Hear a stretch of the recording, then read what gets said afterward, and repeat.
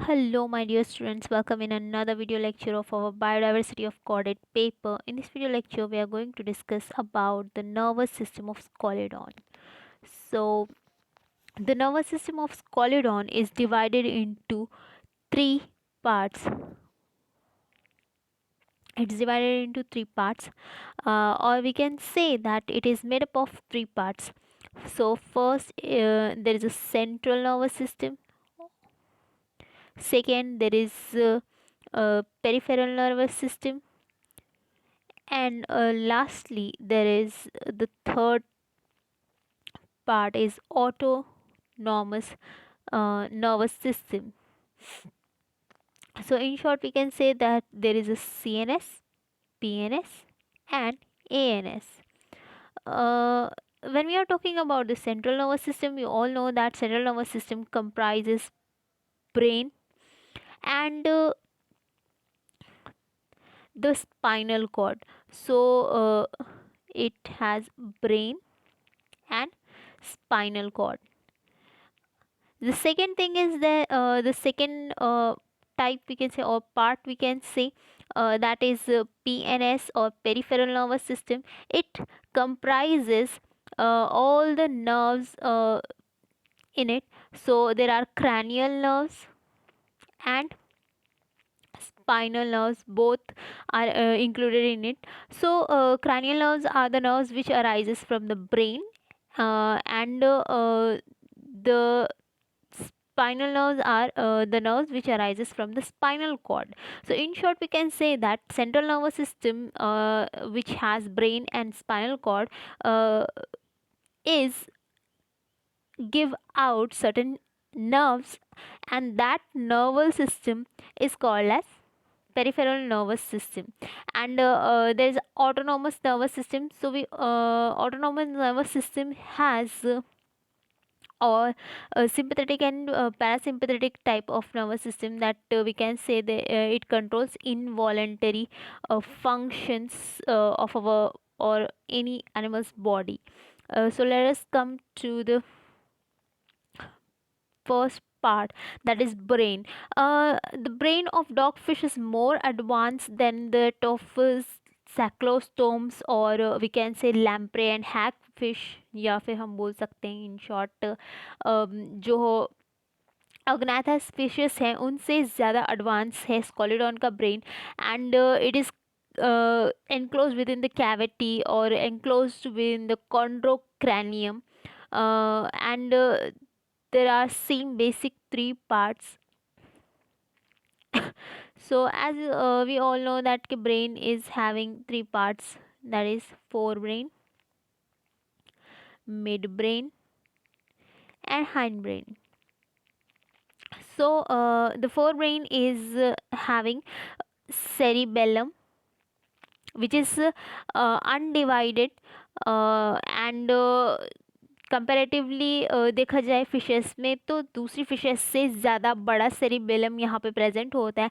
And this is having a neural pore.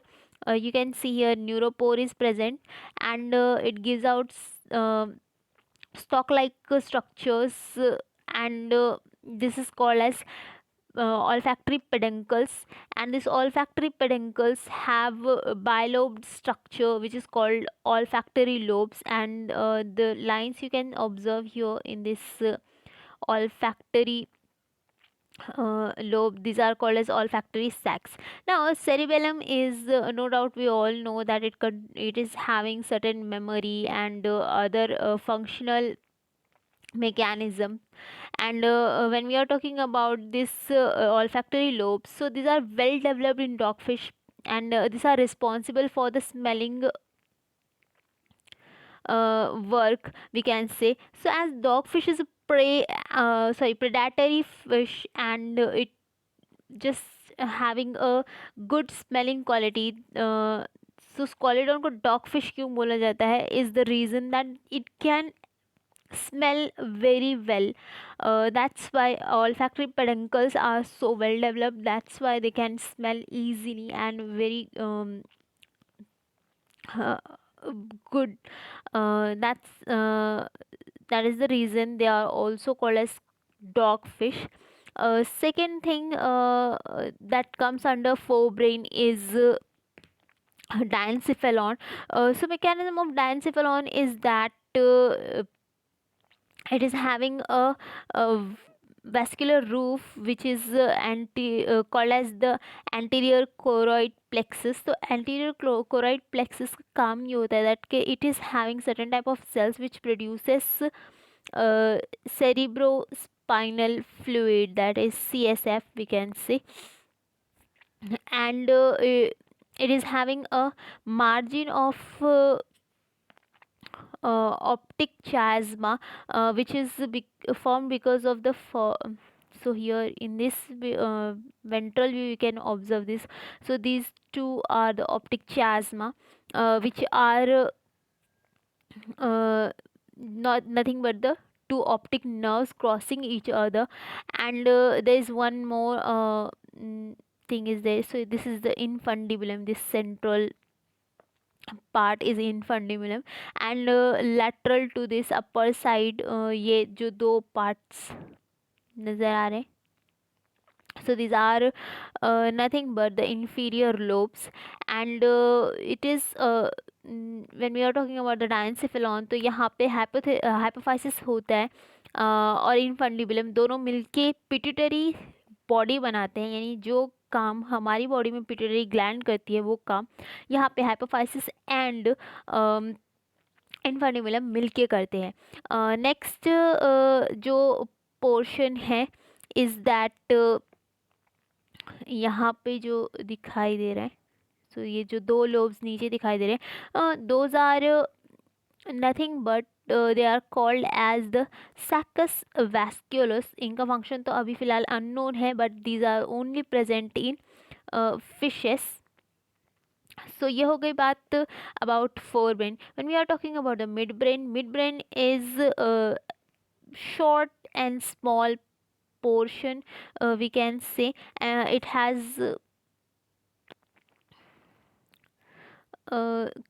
and it is concealed or we can say कि ये छुपा हुआ है सेरिबेलम के पीछे. जब हम डॉर्सल व्यू में देखते हैं और जब वेंट्रल व्यू में देखेंगे तो it is having the outgrowth of this infundibulum. Sorry. So यहाँ पे infundibulum की आउटग्रोथ है वेंट्रल व्यू में. मिड ब्रेन को उसकी वजह से वो हाइड हो गया है एंड यहाँ पे हाइंड ब्रेन का पोर्शन आ गया है दैट इज सेरिबेलम, इसीलिए वो हाइड हो गया है. एंड यहाँ पे क्या होता है this is having certain pair of large and rounded dorsal swellings that is optic lobes we can say. यहाँ पे साइड में ऑप्टिक लोब्स प्रेजेंट होते हैं, you can observe here. So these are the optic lobes you can observe जो slightly दिखाई देते हैं from the dorsal view. And these are responsible for visual और साइट. एंड वहाँ पे corpora begema is also present, so I'll write it down.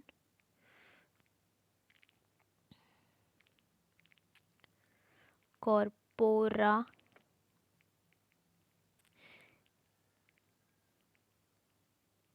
begema.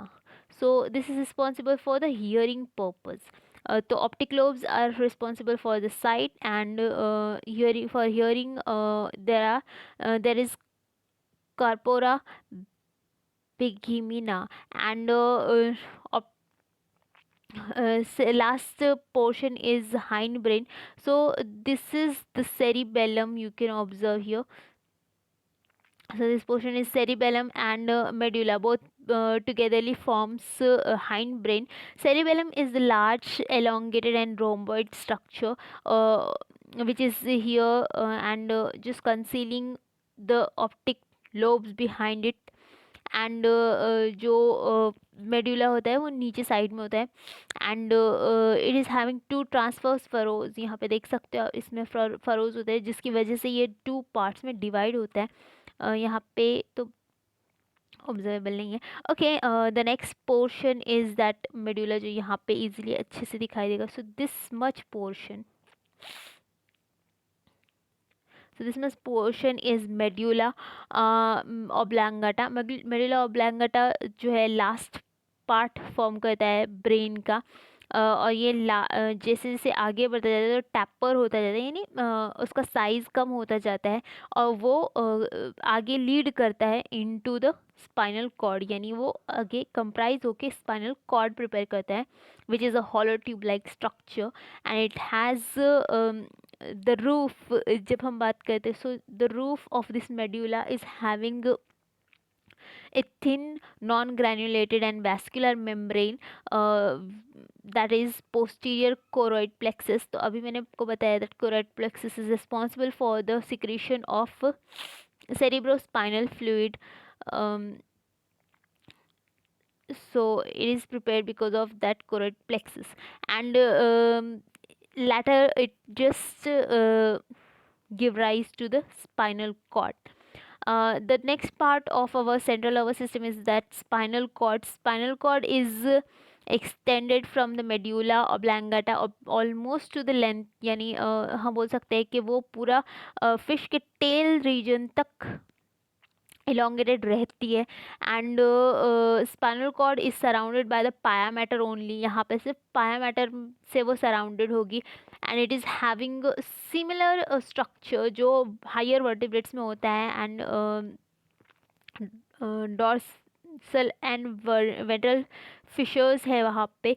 Central canal is there and inner grey and outer white matter is present. So like this spinal cord is also prepared. When we are talking about the peripheral nervous system, so the peripheral nervous system comprises cranial nerves and spinal nerves. So cranial nerves are 10 in number. Total 10 cranial nerves are there, which are identified by the Roman numbers like 1 2 3, you can just say, and there is apart this, या फिर हम बोल सकते हैं beside this, इसके अलावा भी an additional pair of anterior terminal nerve is there, you can observe here. So this is the anterior terminal nerve which is termed as the zero, because already जो दूसरे क्रैनियल नर्व्स हैं उनको numbering दिया गया है. You can observe here cranial nerves देख सकते हो, कुछ गिल्स में जा रहे हैं एंड कुछ अदर बॉडी पार्ट्स में जा रहे हैं.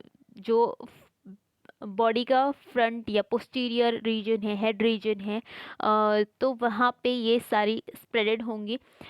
जो क्रैनियल नर्व नंबर 3 and 4 है, they are responsible for the sight and hearing, और वो अराइज होती है मिडल ब्रेन से या मिड ब्रेन से. और जो क्रैनियन नर्व नंबर 5 6 7 7 एंड 9 है, 9 and 10 है, वो अराइज होती है from the medulla oblongata, that is hind brain बोल सकते हैं, and it controls all the swimming movements of the fish. और कुछ जो नर्व्स होती है वो गिल्स में जाती है. So here the cranial nerve portion is end up, and when we are talking about the spinal nerves, तो spinal nerve से spine से जो है एक certain interval पे कुछ nerves arise होती रहती हैं 2 के हिसाब से. So there are several number of nerves which arises from the spinal cord. And autonomous nervous system की बात करें तो autonomous nervous system is better discussed in higher animals only, because it is not that much advanced in this dogfish, or we can see the lower vertebrate जो fish होती है उसमें. In dogfish it includes a series of paired and irregular arranged ganglion in the dorsal wall of the posterior cardinal sinuses, and in the dorsal part of the kidney.